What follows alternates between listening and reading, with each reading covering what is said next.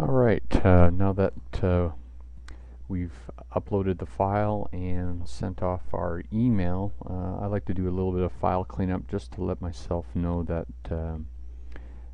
what I've done and what's been completed and what's been uploaded, so I don't accidentally try and do it twice.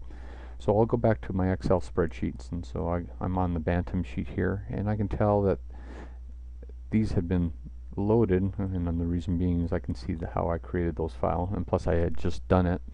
So I'm actually just going to highlight my index numbering off to the side here as green as being loaded, and then I'll just click the file, click save, and I'm going to do this for every single file. So I'm going to go over to the junior directory, and that was the file that was created. Those are the ones that were uploaded. Again, highlighting green, click save, and go over to the Timbits one. I did that. Again, not necessarily to do anything in any order. Again, I'm just trying to make sure that I got my files clean and I know exactly what I just finished doing in each of the separate league files. Novice, do the same.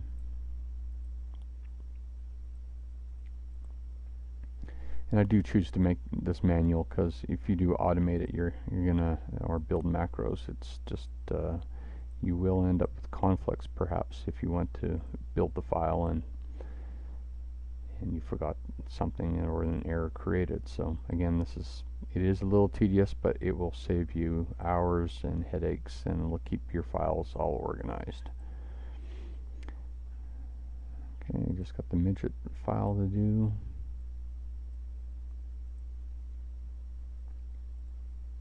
Great. So I've done those. Now we're set to go there. Oh, and this is the CSV file. As you can tell up here, that was that it says Excel, but it's actually the CSV file that we actually had uploaded. And as you recall, we chose not to import the header, and if you recall, it was 67 records. So you go down here, 68 minus 1 is 67, so that means that file's good too. I'll close that down. I do hit save just to make sure I have that spot. Keep this format. Again, we're saving to CSV file. Just click yes, and we're good. The master file, which is really the master ICE, which holds all the schedules, we'll have to make sure that the ones that we did load and upload as practices are there. So we want to make sure that the type, it's blank before, and then we're going to load it as practice in that column there. This is just junior, but I'm actually going to bring up everything. Now those X's, if you recall, that was for ICE that we just weren't going to allocate ICE to, and most likely we'll return it back to Flames or Hockey Calgary. In this instance, it was predominantly Flames. We're just not able to use that ICE. So I'm going to bring it all up, and you can tell that, oops, I forgot to indicate practice for Bantam 3 on that one, and this one was Bantam 3 as well. Again, just about a cleanup, and if you're not sure that you actually carried those over, just take a look at its Flames Gold, and that was at Flames Gold here, and look at the 2 times. That was 7 and 715. And I just can always click back, go back to the Bantam schedule, and take a look. Yeah, and there it is, the 7 and 715 at Flames Gold for those Bantam teams. So I actually did load those. I just forgot to highlight them on this screen here. So we're good there.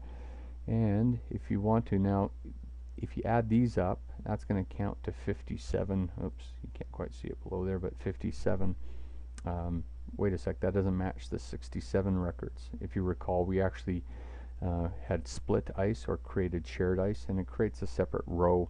So this count here will not line up with the count of the records that are uploaded, because the way in which we massage it. This is intended to retain ICE slots only.